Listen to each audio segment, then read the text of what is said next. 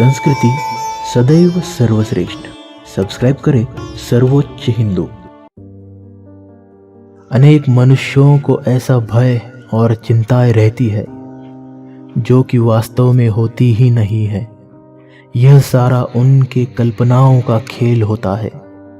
ऐसे मनुष्य अपने जीवन में आने वाले लाभों और उन्नति के क्षणों में भी अपने काल्पनिक व्यथा, पीड़ा, रोग तथा भय आदि के बारे में सोचते रहते हैं, जिनमें से 99% भय तो वास्तव में सच होते ही नहीं है।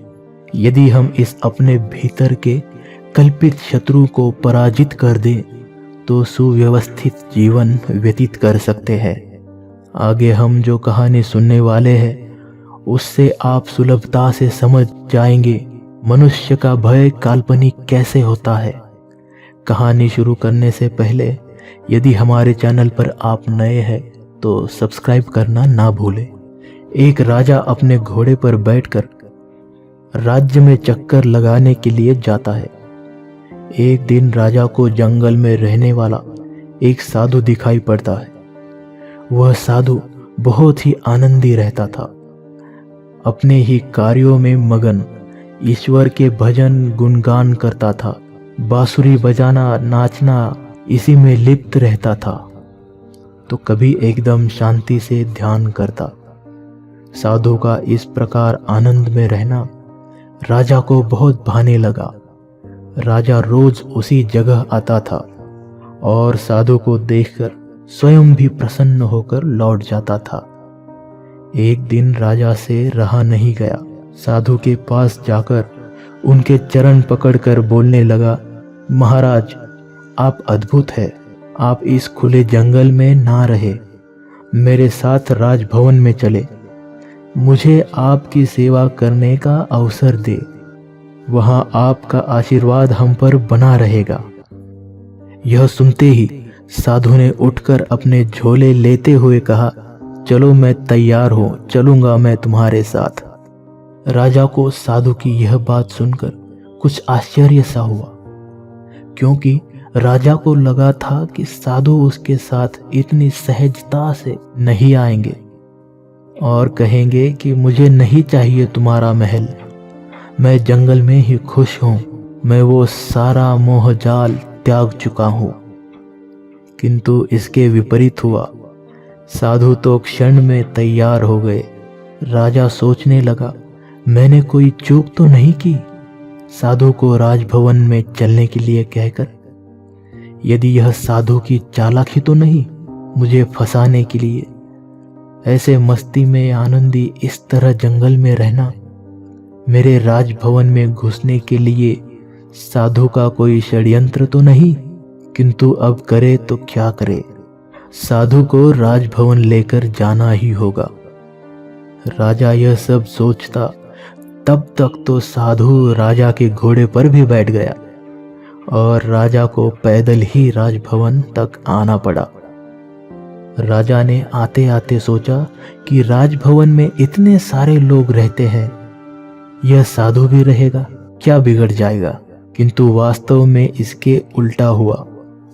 साधु एकदम मस्ती में राजभवन में रहने लगा। वहां का ठाट बाट, रहन सहन सभी उपभोग लेने लगा। साधु को तो कोई चिंता ही नहीं थी। जैसे आनंद में जंगल में रहता था उसी प्रकार यहां भी रहने लगा। जब राजा ने देखा कि साधु का रहन सहन बदल गया है, सारी सुख सुविधाओं का उपयोग करने लगा है, तो राजा ने यह निश्चित किया कि यह साधु न होकर कोई ढोंगी बाबा है, राजभवन में चोरी करने आया होगा। आदि प्रकार के कई प्रश्न राजा के मन में आने लगे। ऐसे ही कई महीने बीत गए और एक दिन राजा ने हिम्मत जुटाकर साधु से पूछ ही लिया कि महाराज आप जंगल से राजभवन में आकर अब मेरे ही जैसा ठाट बाट का जीवन जी रहे हैं, तो बताइए आप में और मुझ में क्या अंतर है। यह प्रश्न सुनते ही साधु ने कहा, हे राजा, यह तुम्हारी शंका मुझे उसी दिन पूछनी चाहिए थी, जिस दिन मैं जंगल से राजभवन आने के लिए तैयार हुआ, मैंने तभी तुम्हारे चेहरे पर कुछ भय सा देख लिया था। इतने महीने तुमने बिना कारण अपने मन को व्यतीत किया। इसी चिंता भय में इतना समय क्यों बर्बाद किया? ठीक है, मैं तुम्हारे प्रश्न का उत्तर दूंगा, किंतु मेरे साथ जंगल में चलो। इसके लिए राजा तैयार हुआ, और जब राजा जंगल में जाने के लिए साधु के कक्ष में जाकर देखता है तो साधु ने फिर से अपने वही पुराने कपड़े पहने हुए थे। जंगल में कुछ दूर चलकर राजा ने साधु से उत्तर पूछा, किंतु साधु ने उसे कुछ दूर और चलने को कहा। मैं तो और दूर जाने वाला हूं, तुम चलोगे या नहीं? तभी राजा ने कहा, नहीं महाराज, मैं नहीं आ सकता आपके साथ। वहां राजभवन में मेरी पत्नी, मेरे बेटे, मेरी धन दौलत, पूरा साम्राज्य है। सबका ध्यान मुझे रखना पड़ता है। तुम्हारी तरह मैं सन्यासी नहीं हूं। इस पर साधु ने कहा, बस यही तो अंतर है तुम में और मुझ में। तुम्हें हर बात की चिंता है, व्यर्थ भय है तुम्हारे मन में। मुझे देखो, मैं हर परिस्थिति में सुखी रहता हूँ। जब मैं जंगल में था तब भी आनंद में रहता था, और जब अब राजभवन में भी रहा वही भी बहुत ही आनंद में रहता था। अपने जीवन के हर क्षण को मैं आनंद से व्यतीत करता हूँ। यह तुम नहीं कर सकते। हम जैसे मनुष्य आज में जीते हैं, कल के काल्पनिक चिंता में नहीं रहते। तभी राजा को अपनी चूक समझ आई और साधु से क्षमा मांगकर भविष्य में एक आनंदमयी जीवन जीने का वचन देकर राजभवन लौट गया।